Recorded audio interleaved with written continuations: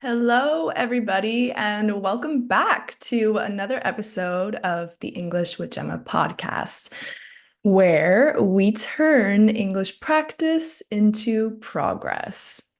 I almost forgot my intro for a second, but I remembered it. So, firstly, I just want to say apologies that this will be uploaded a day late on YouTube. It'll still be on time on Spotify, but normally on YouTube I upload on a Sunday. But things have just been super busy here in Alicante. I had my sister visiting, and then my best friend from university was visiting. And yeah, I've just been super busy and kind of like settling into my new life and everything. Hopefully, things will kind of calm down once I move to my permanent apartment. At the moment, I'm in an Airbnb. I've been here since the beginning of September, and then next Sunday, I'll be moving in with my new roommate and I will be kind of settling into my permanent apartment and living situation. So I just want to say thank you for being patient with me while I make this life adjustment and kind of settle into Alicante. So yeah, thank you guys for being patient with me. All right, so today's topic is kind of a random topic. So, as most of you know, the way that this podcast works is about half my episodes are related to English skills and like specific kind of tips and tricks on how to improve your English. And they're very like ESL, English as a second language focused. And then the other half of my podcast is kind of just random topics where I pick a topic and I talk about it for about 20 to 25 minutes. And I like to do this balance of ESL topics and then random topics because I think that's kind of how you learn real life English. And yeah, I just think that it's really useful to hear English phrases and hear a native speaker talk about a random topic. Because when I do this type of episode, um, I kind of just speak how I normally would to my friends or my family, and it's really real life native English. So hopefully it's helpful for you and for your listening skills. So today we will be talking about happiness, something that we all strive for, that we all want and try to achieve, but we often struggle to understand. What exactly makes us happy?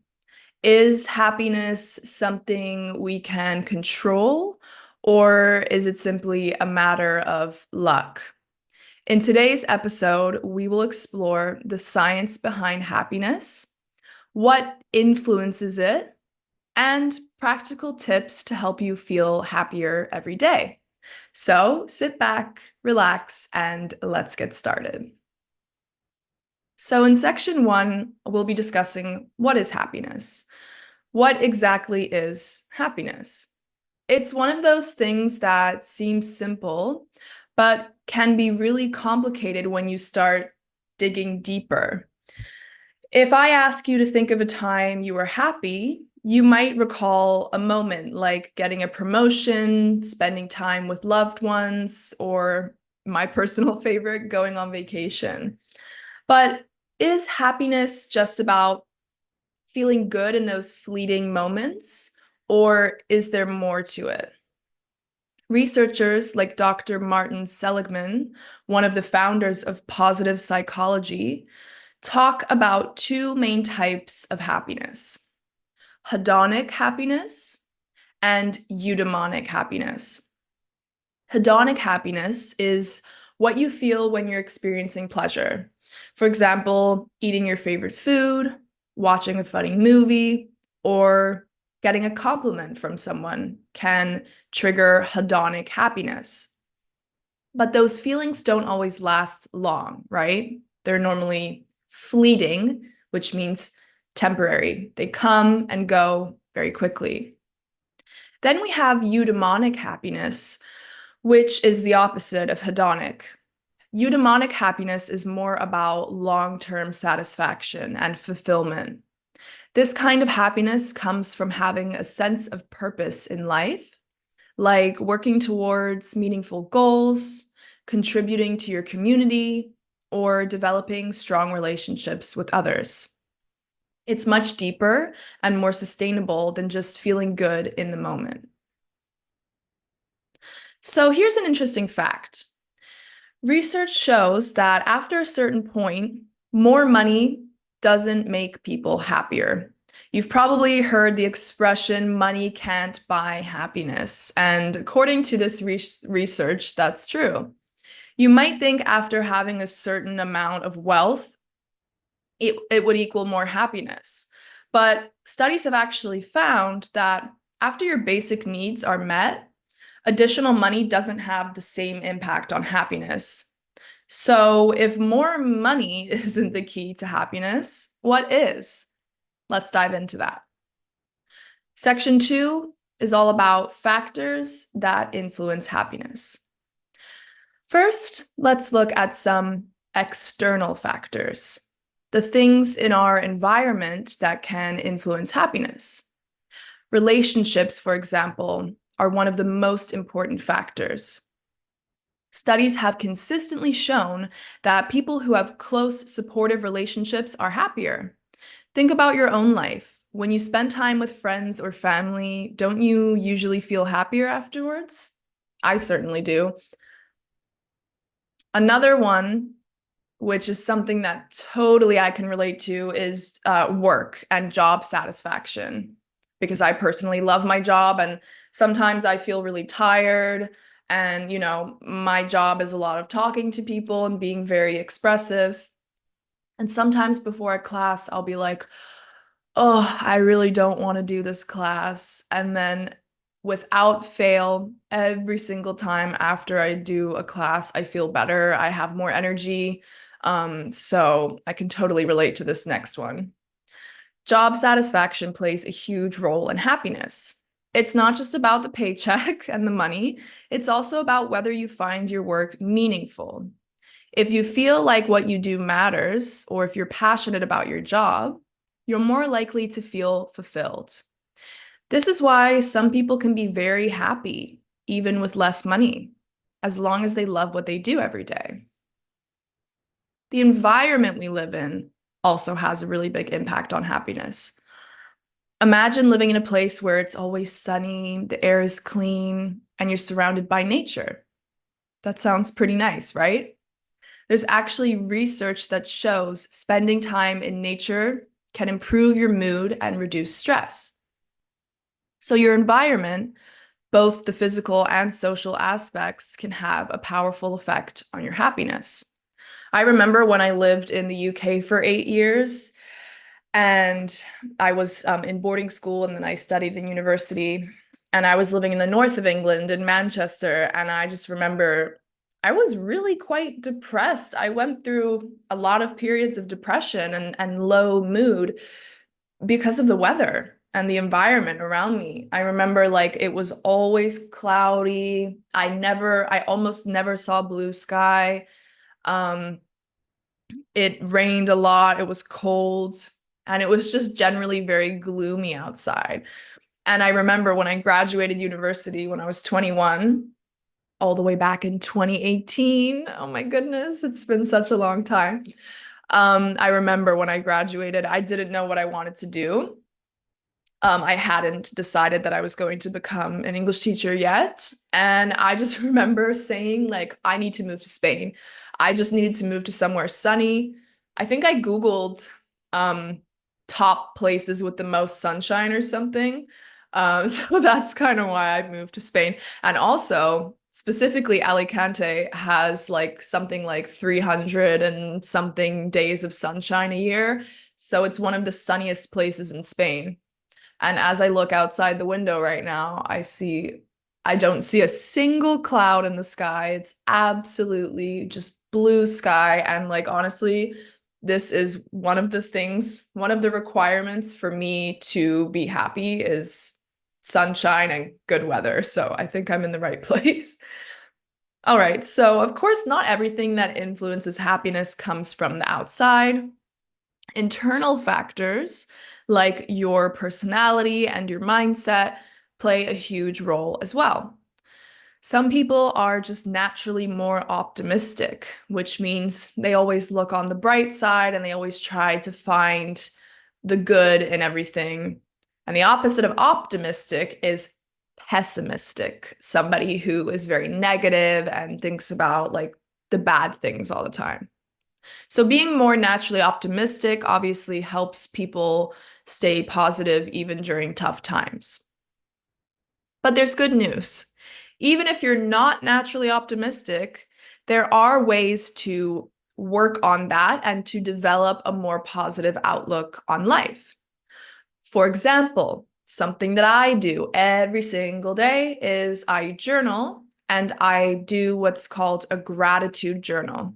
So practicing gratitude, which means saying you are thankful for certain things in your life, has been shown to increase happiness.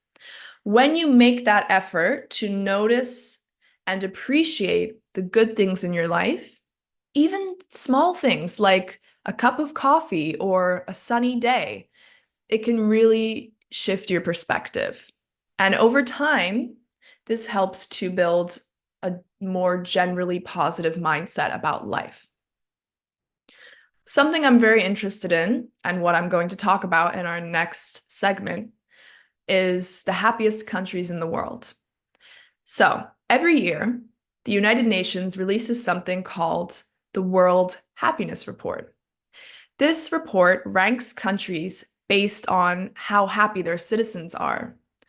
Countries like Finland, Denmark, and Switzerland are often at the top of the list.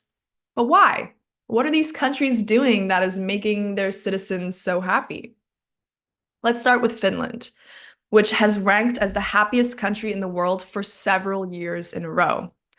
One reason for this is the strong sense of community in Finland. People there tend to feel very supported by their friends, families, and neighbors. There's also less social pressure to be constantly busy or productive. And in Finland, it's normal to take time for yourself and enjoy simple pleasures like spending time in nature or just sitting in the sauna.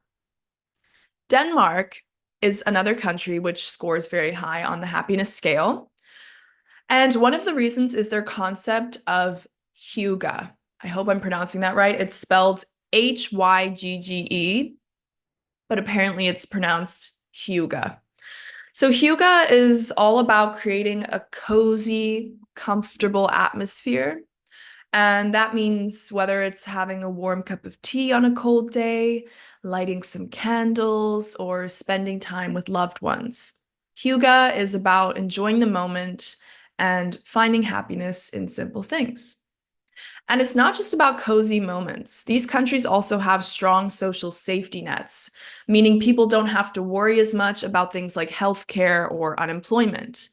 That security allows people to focus on the things that truly make them happy, like relationships, hobbies, and personal growth. So in my next section, I'm going to share some practical tips to increase happiness.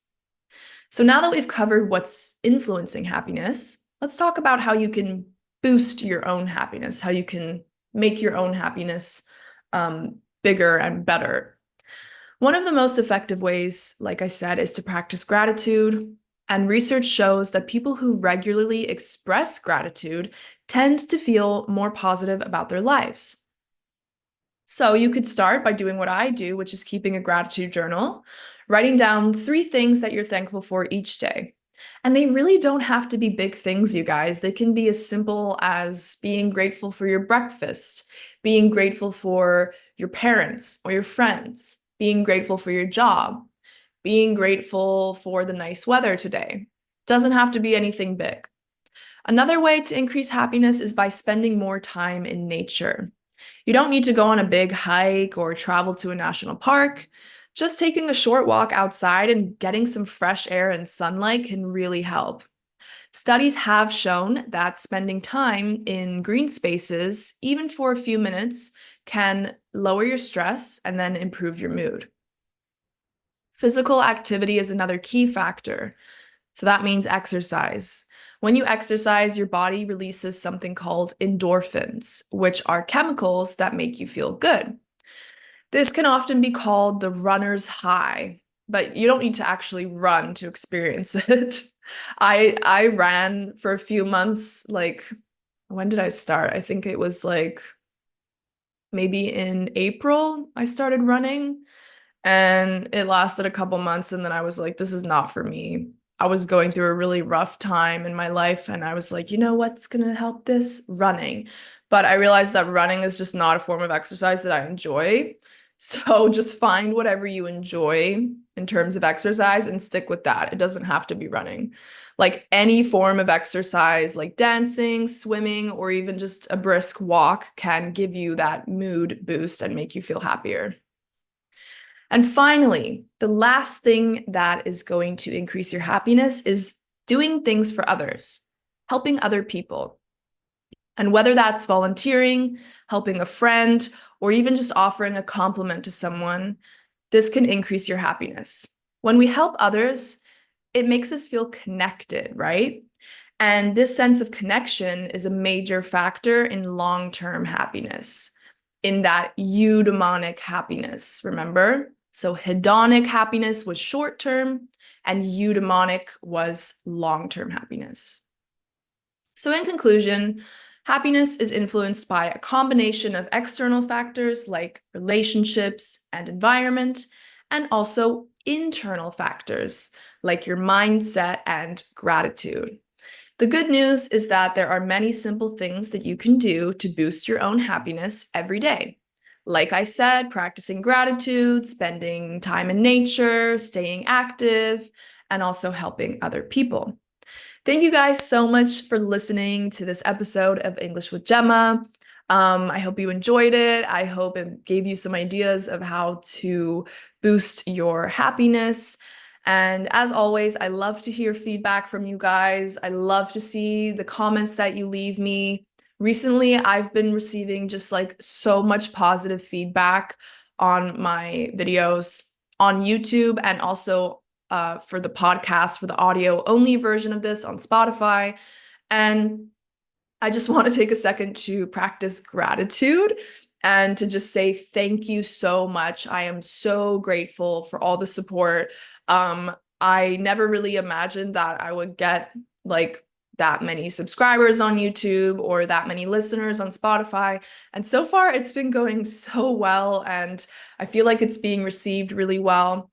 And that's so important to me. I really want to create content that is like actually helpful for people and hopefully interesting too. So I'm really happy that you guys have been enjoying it so far. And yeah, until next time, I will see you guys in the next episode. I hope you have a lovely week ahead and stay happy, stay healthy, and see you next time. Bye.